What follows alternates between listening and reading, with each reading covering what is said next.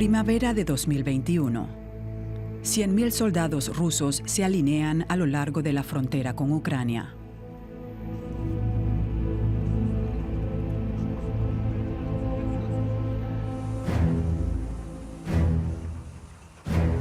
Se trata del mayor despliegue de tropas desde que comenzó el conflicto entre ambos países.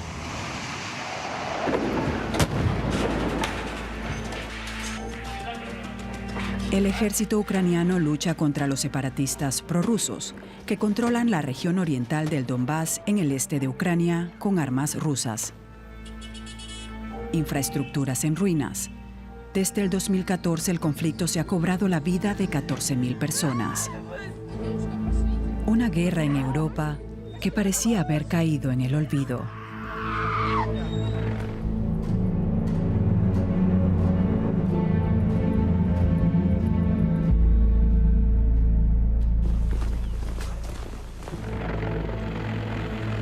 Un conflicto que el presidente ruso Vladimir Putin decide reavivar en abril de 2021.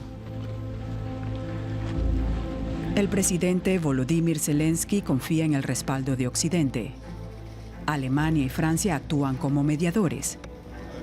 En el este de Europa se encienden las alarmas. La Unión Europea se muestra dividida.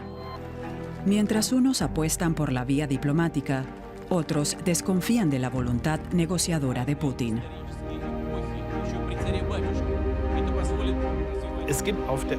Aún no existe una estrategia europea coordinada desde Bruselas para lidiar con Rusia. Se teme que la injerencia de Putin en Ucrania tenga como objetivo afianzar su esfera de poder y minar la unidad de Occidente. Para Vladimir Putin, solo cuentan la geopolítica y la economía. No respeta a nadie. Ucrania, antes parte de la Unión Soviética, se ve amenazada por el revanchismo de Putin. Tenemos que contar con que el presidente Putin no cumpla con su palabra, que no se atenga a las reglas y que esté dispuesto a utilizar la fuerza militar. Recuerden las palabras de Putin. Dijo que si un día la guerra era inevitable, sería el primero en atacar. No lo olviden. Hay mucho en juego y va más allá de las fronteras de Ucrania. Las acciones de Rusia han desencadenado una nueva guerra fría y Europa se muestra impotente para evitarlo. En este documental hablamos con la gente de a pie, con expertos internacionales y con el propio presidente de Ucrania. ¿Cómo afecta esta guerra a Europa? Creo que esto podría desencadenar la Tercera Guerra Mundial. Y toda Europa, los países de la Unión Europea, sufrirían las consecuencias. 30 años después de la disolución de la URSS, Ucrania, un país soberano, vive un conflicto con la Rusia de Putin. El gobierno de Kiev quiere poner fin a la guerra y acusa a Moscú de alimentar el conflicto en territorio ucraniano.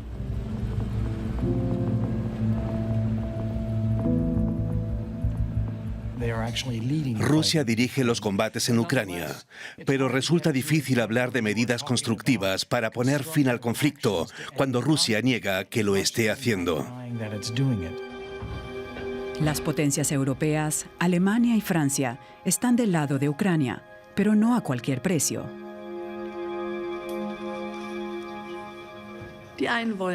Están los que quieren hacer negocios con Rusia, que son una fracción muy importante en Alemania. La Comisión de Relaciones Económicas con Europa del Este se mueve mucho. Y no hay que olvidar que una parte importante de la opinión pública alemana siente una gran cercanía con Rusia, más incluso que con Estados Unidos.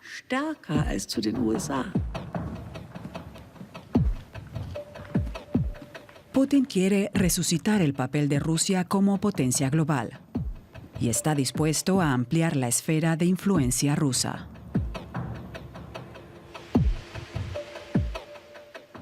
Si Rusia se hace con Ucrania, podemos hablar de una nueva Rusia.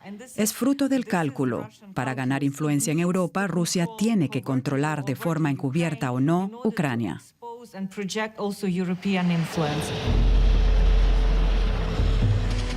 Las maniobras militares rusas en la frontera con Ucrania de primavera de 2021 desencadenan el miedo a una escalada.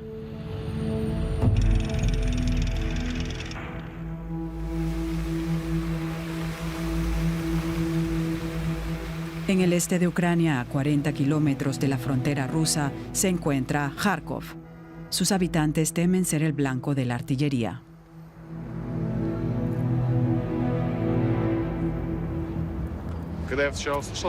Cuando escuché ayer las noticias, la verdad es que me asusté bastante. Tengo entendido que han instalado misiles con un alcance de hasta 270 kilómetros. Y desde Belgorod a Kharkov solo hay 45 kilómetros. Si nos disparan, se acabó. Realmente da miedo pensar que podrían alcanzarnos.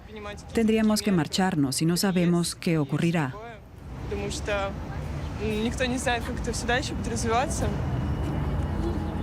Ucrania está dividida entre Europa Occidental y Rusia.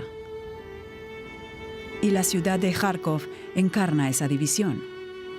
El vínculo con Rusia aquí es muy fuerte, también por los lazos familiares. No todos apoyan a Putin, pero no están en contra de Rusia.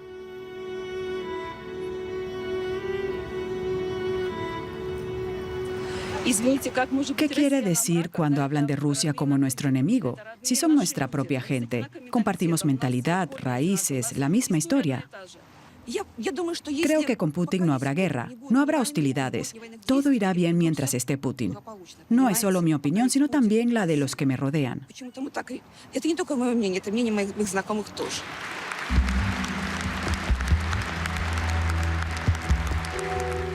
Putin asegura que las operaciones militares a lo largo de la frontera son la reacción a las provocaciones de la OTAN y lanza una advertencia. Los artífices de estas provocaciones que amenazan nuestros intereses se arrepentirán de sus actos. Espero que a nadie se le ocurra cruzar la llamada línea roja con Rusia. Y seremos nosotros quienes, llegado el momento, decidamos por dónde discurre esa línea roja.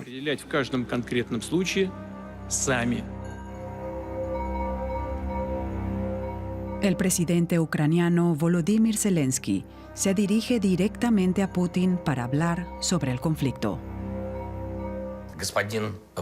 Señor Putin, quisiera ir más lejos y le invito a encontrarse conmigo en cualquier punto del Donbass ucraniano donde hay guerra en estos momentos. Gloria a Ucrania.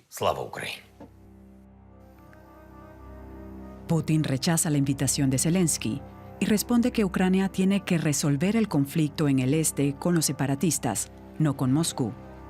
Putin, de hecho, niega que Rusia esté involucrada en esa guerra. ¿Para qué entonces ese despliegue militar en la frontera? Somos vecinos.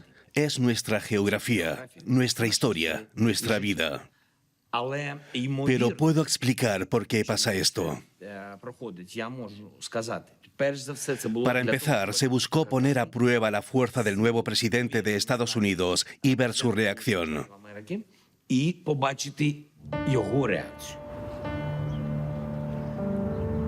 A mediados de abril, el presidente de Estados Unidos, Joe Biden, se dirige al mandatario ruso y le invita al diálogo. Biden busca un encuentro cara a cara.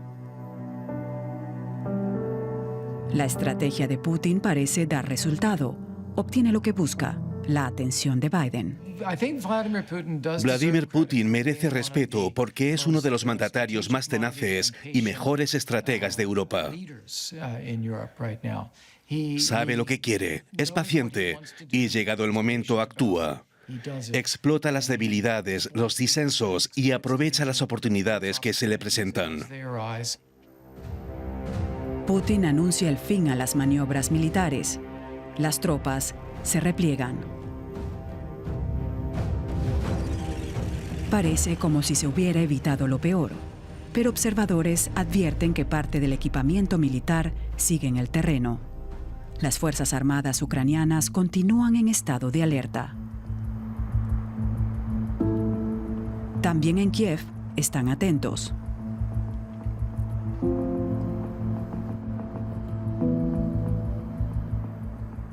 Rusia es el agresor y eso lo tienen que saber en todos los sitios y todo el mundo. Da la impresión de que el mundo está regido por adolescentes en plena pubertad. Esto es una pesadilla.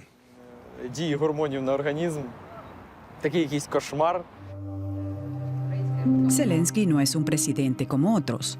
Su experiencia política hasta que fue elegido presidente se limitaba a las pantallas. En los años 90 estudió Derecho en su ciudad natal, Kryvyi Rog, en el sur de Ucrania.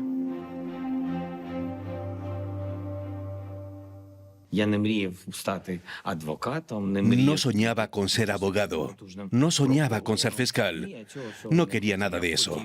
Quería ser universitario, eso sí. Y mientras estudiábamos, levantamos un pequeño teatro que hacía comedia.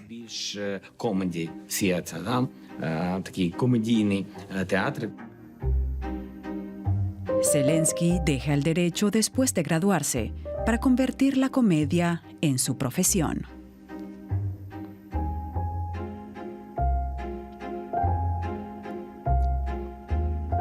En 2014 participa en una serie en clave de comedia que lleva por título Servidor del Pueblo.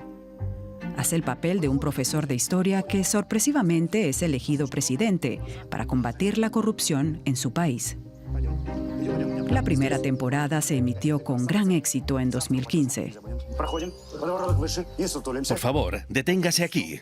Sonría. Levante la cabeza. Un poco más. Más. La lámpara de araña, sí, es linda. Costó 8 millones de euros. El primer presidente la adquirió en una subasta. Un presuntuoso.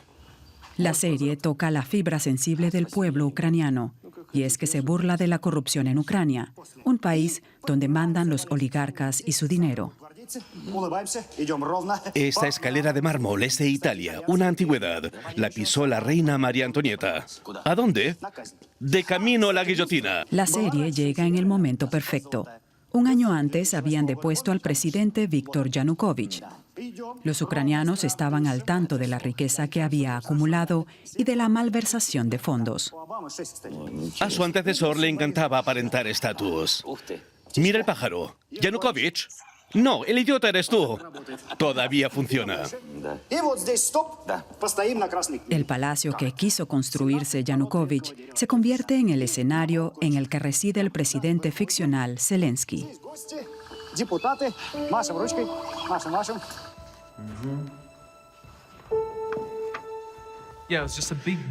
En realidad es una casa enorme de madera. Puede parecer raro, pero no constituye ninguna sorpresa a lo ostentoso y costoso de la casa. Quiero decir con ello que todos saben que robó dinero y para qué lo utilizó.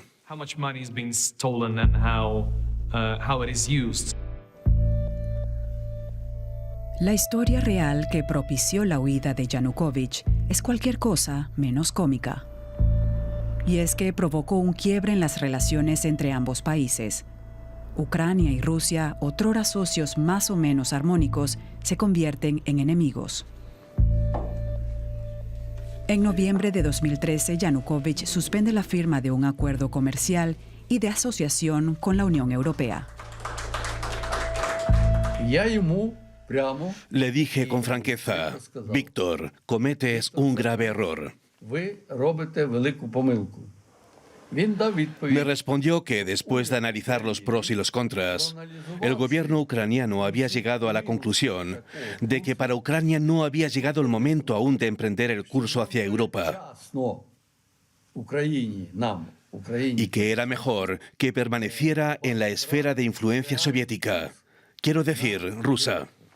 Нам потрібно залишитись все ж таки в орбіті радянської, не радянської, а російської системи.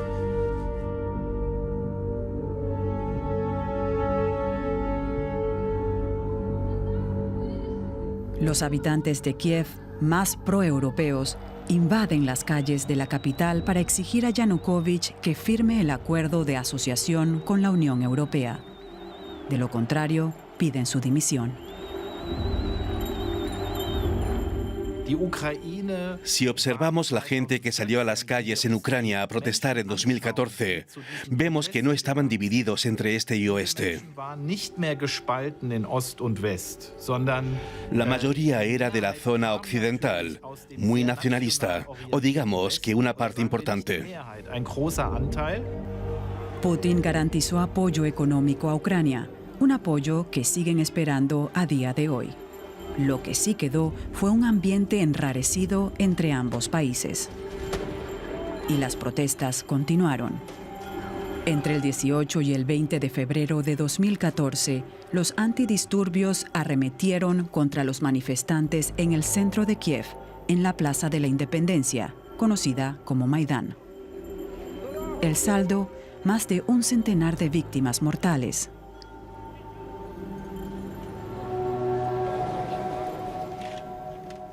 El Parlamento aprueba una moción de censura contra el presidente. Yanukovych se ve obligado a abandonar el país y huye a Rusia.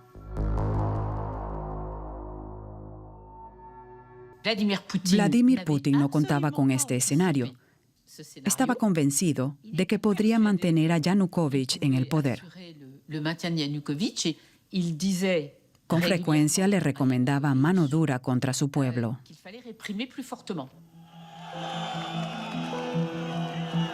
Pero no todos en Ucrania apoyan las manifestaciones.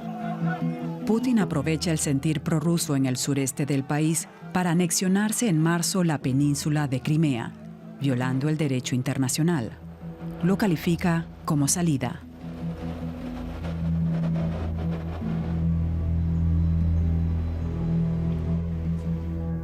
La anexión de Crimea ocurrió tras un referéndum en el que se eligió por abrumadora mayoría la secesión de Ucrania y la incorporación a Rusia. ¿Sabe? Cuando se produjo la anexión de Crimea, nosotros estábamos felices, porque pensábamos que también nos incorporaríamos nosotros. Eso es lo que temen precisamente muchos en Ucrania, que Putin siga esos pasos. Podían haber hecho lo mismo que en Crimea. Visto de manera objetiva, no les hubieran faltado los recursos. Occidente ha quedado en evidencia.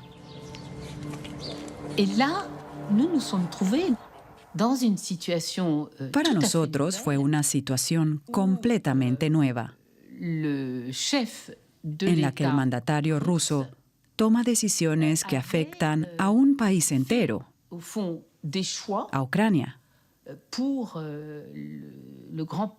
y que intenta a toda costa mantener a un presidente en el poder.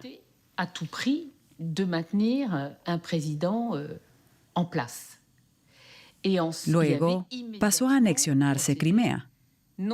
Y como si no bastara con eso, toda la provincia de Crimea y Sebastopol, que tiene un estatus especial, se integraron en la Federación Rusa.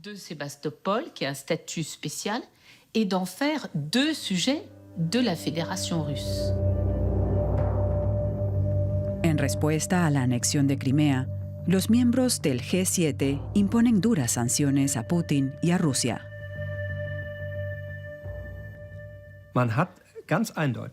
No contaron con una reacción contundente y unida de Occidente. En Rusia, miembros del gobierno me hicieron la misma pregunta muchas veces. ¿Por qué ustedes precisamente? Deberían entender que nos sentimos humillados. También ustedes fueron humillados después de la Primera Guerra Mundial. Pero esa es una analogía histórica que no sirve. Aquí lo que está claro es que precisamente un país con una historia tan compleja como Alemania actúa de manera decidida para defender el Estado de Derecho. Por eso había que dejar claro que habían cruzado una línea roja. En abril de 2014 aumentan las tensiones, que desembocan en luchas en el Donbass, una región industrial y rusófona, entre los separatistas apoyados por Rusia y las tropas del gobierno. Acusan a Putin de atizar ese conflicto.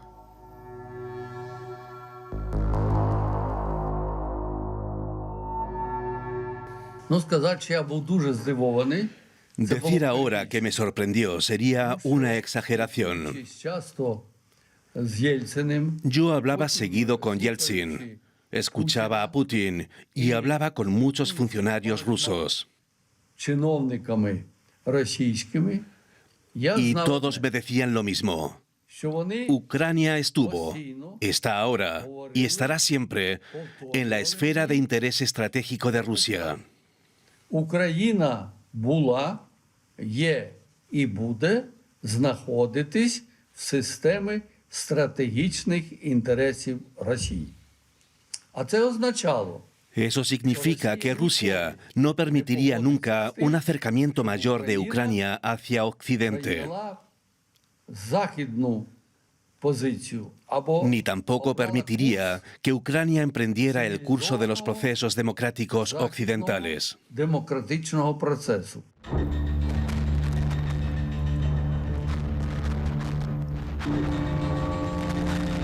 La escalada del conflicto es rápida. En pocos meses mueren cientos de soldados ucranianos y también voluntarios.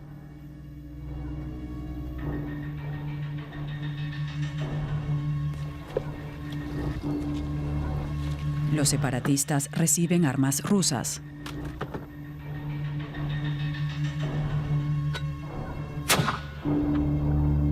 Ciudadanos rusos se suman a las filas rebeldes.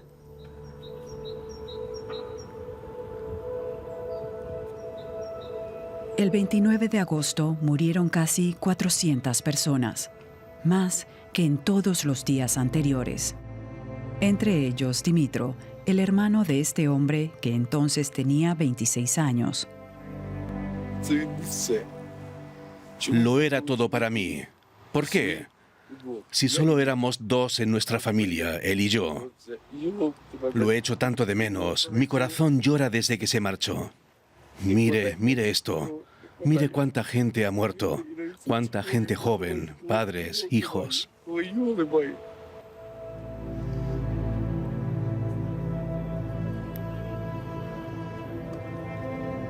Son muchos los que quieren huir del Donbass. Estoy muy enfadada. Me duele porque vengo de allá. Mi ciudad quedó devastada. Una tercera parte de Makeyevka. La escuela a la que fui 9 años de mi vida está destrozada. El bloque en el que crecí, los edificios fueron dañados por los disparos. Y esto es lo que queda de Makeyevka, en donde ni siquiera hubo combates duros. El conflicto llega mucho más allá de las fronteras de Ucrania. En julio de 2014, el avión de pasajeros MH17 de Ámsterdam a Kuala Lumpur es abatido cuando sobrevolaba la región del Donbass, controlada por los separatistas. Mueren las 298 personas que iban a bordo. La pista lleva a Rusia. Las investigaciones revelaron que el Boeing 777 fue abatido por un misil Buk, un sistema de defensa antiaérea de origen soviético. Ha llegado la guerra y con ella los titulares. Rusia está librando una guerra encubierta en suelo europeo, que se cobra víctimas entre los ciudadanos de la Unión. 2 meses antes había sido elegido presidente Petro Poroshenko, un oligarca y ministro del anterior gobierno, que hizo campaña contra la corrupción y con un programa electoral pro-europeo. Entre sus promesas, recuperar Crimea para Ucrania y poner fin al conflicto armado en el Donbass. Francia y Alemania convocan a Ucrania y a Rusia a entablar negociaciones de paz. En febrero de 2015, las dos partes firman el llamado Acuerdo de Minsk en Bielorrusia. El acuerdo quiere permitir a Ucrania recuperar el control de su región fronteriza con Rusia, no sin antes celebrar elecciones en los territorios en conflicto. También prevé una modificación de la constitución ucraniana que concede un estatuto especial a la región del Donbass. En el acuerdo, pese a todas las evidencias, no se nombra a Rusia como parte beligerante. El presidente francés Hollande describió en sus memorias cómo el presidente ruso subió el tono en las negociaciones y amenazó al presidente ucraniano con aniquilar sus tropas. Una clara evidencia de que Rusia actuaba en esa zona. Estas actas de las negociaciones se firmaron con la pistola en el pecho.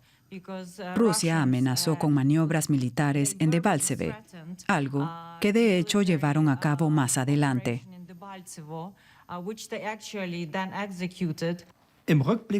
Echando la vista atrás y desde la perspectiva de un politólogo, debería haber sido muy distinto. Rusia debería haber aparecido como parte beligerante y Ucrania debería haber hecho más demandas. Poroshenko es un contrincante débil para Putin.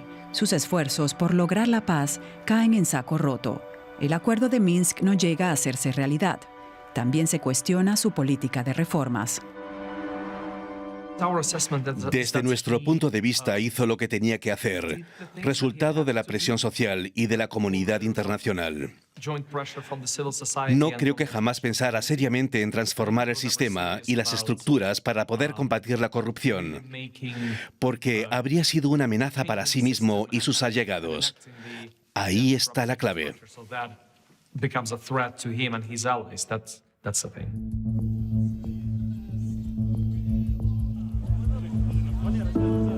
A finales de 2018 comienza la campaña para las próximas presidenciales.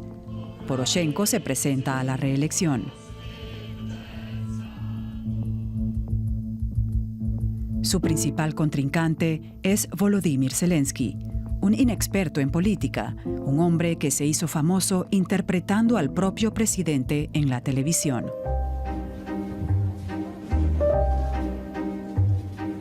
El 21 de abril, Zelensky gana las elecciones con mayoría absoluta.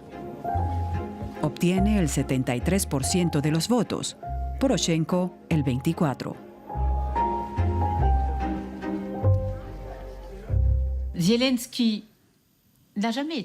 Zelensky nunca fue un político y sigue sin serlo, pero ganó, porque recibió el apoyo de oligarcas poderosos en los medios, que financiaron su campaña electoral. Con sus medios de comunicación se concentraron en hacer una campaña anti-Poroshenko.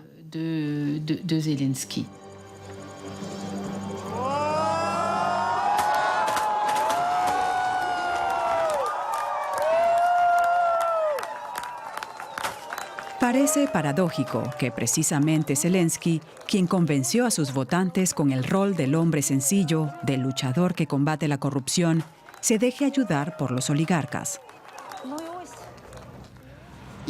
Yo voté a Zelensky porque no queríamos más a Poroshenko, no queríamos lo que teníamos. Yo vi en Zelensky a un liberal, aunque no me convenciera del todo. Veía a un hombre al que sí le importaban los derechos y libertades ciudadanas. Lo hemos logrado juntos. Gracias.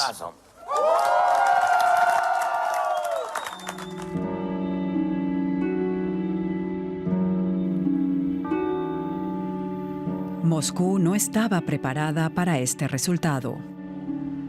Putin es un hombre de la era soviética, así como toda la clase dirigente rusa.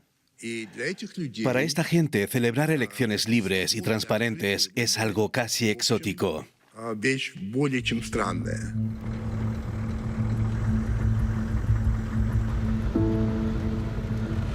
En su discurso de investidura, Zelensky declara que su objetivo primordial es restablecer la paz en el Donbass y el fin de la guerra con Rusia.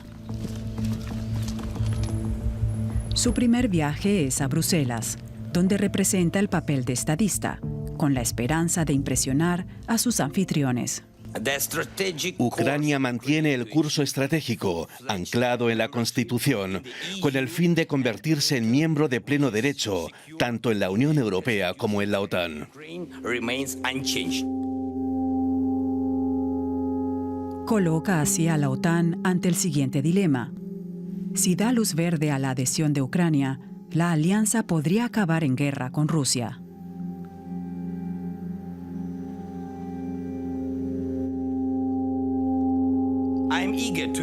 Estoy decidido a dar un nuevo impulso a nuestro compromiso con la alianza.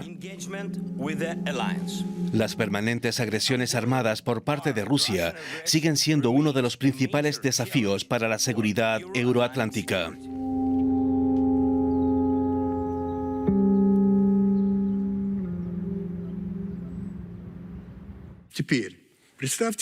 Imagínese que Ucrania pasa a ser miembro de la OTAN, como aspira a ser. Eso supondría que la OTAN se asomaría a la frontera suroeste de Rusia. Desde ese punto de vista, lo ocurrido con Crimea es una reacción de Rusia. Una especie de advertencia. Atentos, Rusia no tolerará que Ucrania integre la OTAN.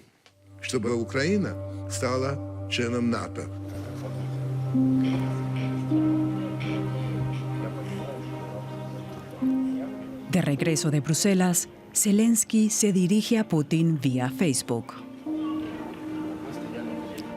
Me gustaría dirigirme al presidente de la Federación Rusa, Vladimir Putin. Creo que tenemos que hablar. Hablemos de a quién pertenece Crimea y de quién no debería estar en el Donbass.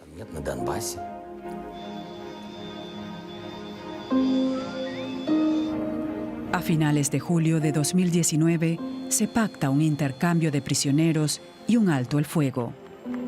Zelensky marca un comienzo prometedor.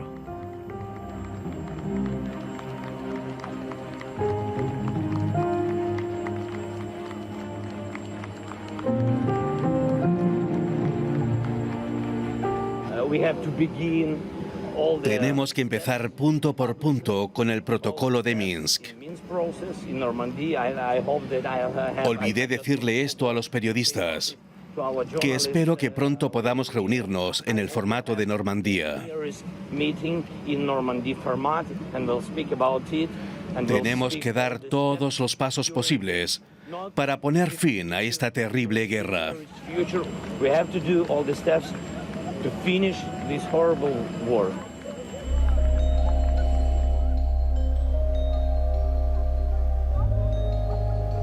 Pero en el Donbass, Rusia ejerce mayor influencia que Zelensky.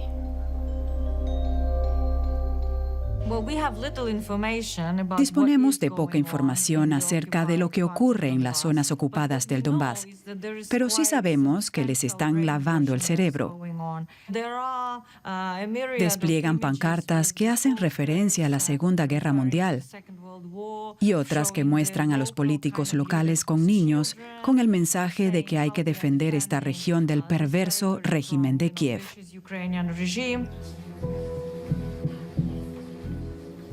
Putin reparte pasaportes rusos en el Donbass.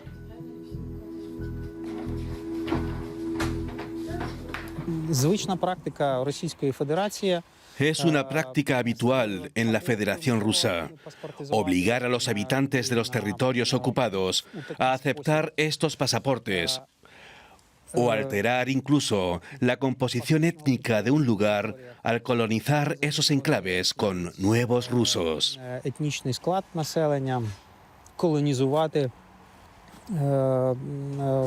Muchos habitantes de Lugansk y Donetsk fueron sencillamente obligados a hacerse con pasaportes rusos, porque sin ellos no podían llevar una vida normal.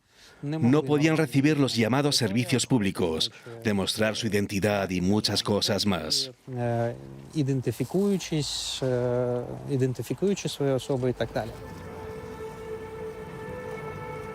¿Y cómo reaccionan Alemania y Francia? Desde el fracaso en 2015 del Acuerdo de Minsk, la guerra de Ucrania parece haber caído en el olvido.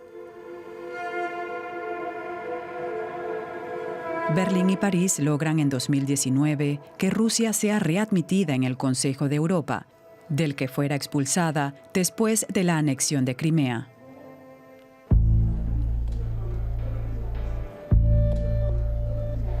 Ucrania reacciona indignada. Ustedes, amigos, que han aprobado esto, tendrán un lugar en los libros de historia, porque le conceden a Rusia la posibilidad de seguir haciendo lo que quieren. El Consejo de Europa no aprobó sanciones cuando hubo guerra en Chechenia, ni cuando hubo guerra en Georgia. Luego llegaron los ataques a Ucrania. Sanciones sí, pero 5 años después... Perdón, pero aquí estamos de nuevo.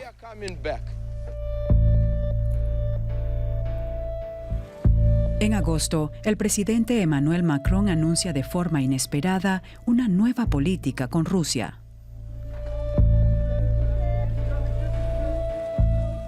Le rêve de la France. Francia lleva mucho tiempo ambicionando ser la potencia que gestione el equilibrio entre este y oeste. En Europe, entre l'Est et l'Ouest.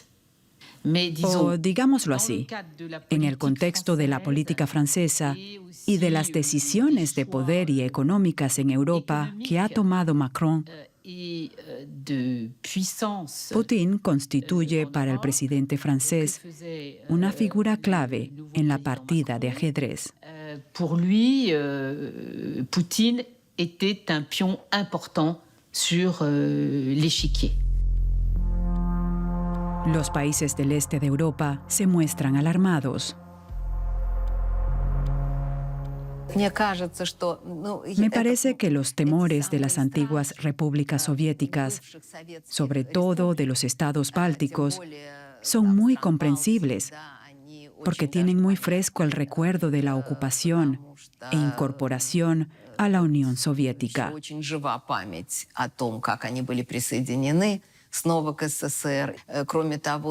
Además, los acontecimientos en el este de Ucrania han alimentado esos temores, que hasta ahora parecían irreales. La anexión de Crimea, el conflicto en el Donbass, todo eso ha alimentado el miedo.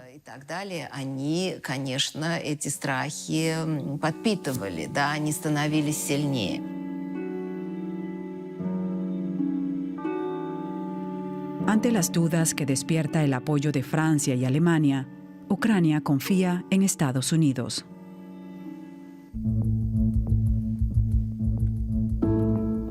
En septiembre de 2019, el presidente Zelensky viaja por primera vez a Estados Unidos para pronunciar su primer discurso ante las Naciones Unidas.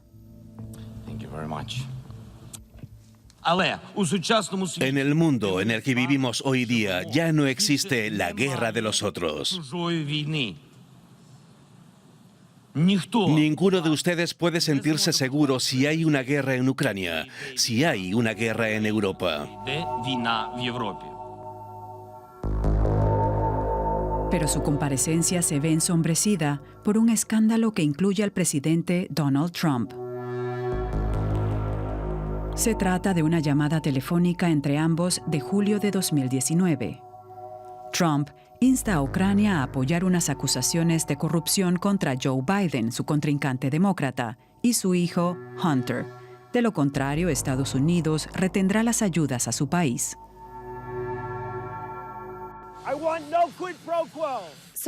Cuando Trump congeló 400 millones en ayudas militares a Ucrania, al parecer para presionarlo y conseguir un favor personal, en Ucrania se pusieron nerviosos.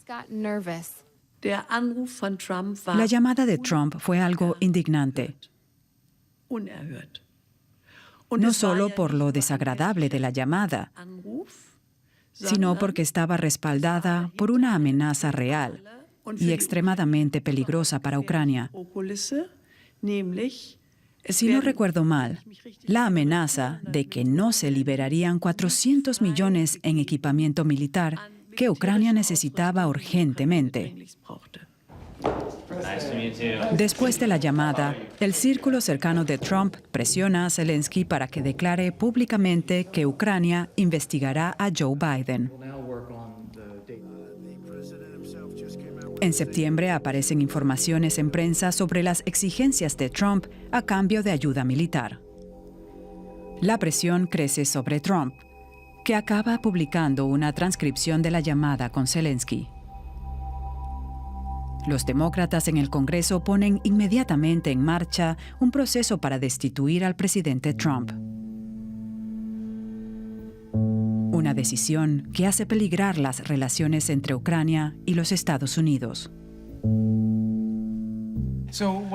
Con esa bomba política que fue en Estados Unidos el intento de destitución del presidente Trump, Ucrania dejó de ser una preocupación de seguridad nacional en política exterior para convertirse en un simple peón, una herramienta más para arremeter contra el presidente o contra los demócratas.